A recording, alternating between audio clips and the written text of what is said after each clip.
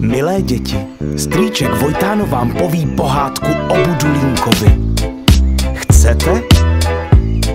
Tak poslouchejte.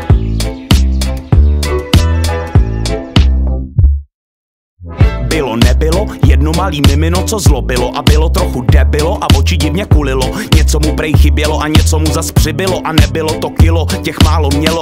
Bylo líný a říkalo, že bude, tak to rozhod fotr, budeš Budulínek v prde. Budulínej, přísahám, slibuju vám, nehnu prdelí, nic nedodělám. Jak řek, tak udělal, flákal, živočel dál. Nikam moc nechodil, jen se válel opodál. Lhal, skrytou agresi nehrál, zvítězila jeho lenost, fotr už se bál, tak ho vzal, když spal tam, kam vítr val. Pozadu vycouval z posedu, kam neposedu dal. Malej se probral, kde to kurva jsem? Netuší, že na něj čeká galantní jelen. Dobrý den, kozy ven, já jsem galantní jelen. Projedu tě pohledem, upředu tě jako len. Jsem ten, co tě vzadu tlačí, myslí, že to jednou stačí. Dobrý den, kozy ven, já jsem galantní jelen. Projedu tě pohledem, upředu tě jako len. Jsem ten, co tě vzadu tlačí, myslí, že to jednou stačí. Tak to ne, jelene, galantní nebo ne, takhle to nebude. Budulínek diktuje, povídám, ty dostaneš. Středověk zažiješ, ty i tvoje díra pozná. A co málo která buzná, rozvírá se jako květina v prdeli osina.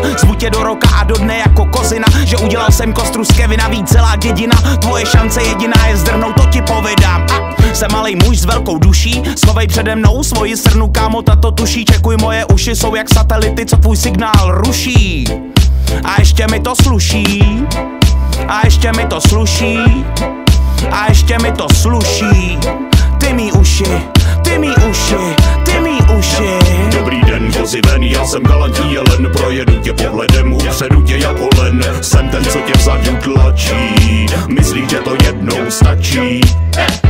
Jen co to jelen dořekl, popadl ho Budulínek a cloumal s ním o 106. Div, že z něj duši nevytřásl. Když už se zdálo, že dříve tak líný Budulínek řádění zanechá, znovu zbrunátněl a zasypal jelena nevídanou salvou nadávek. Ty kurvo, ulevil si Budulínek naposled a odhodil jelena se vší jeho galancí stranou.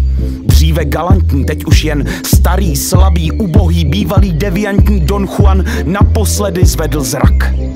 Pak už se jen pochcal, posral a hanbou nad svým zvráceným životem zdechnul.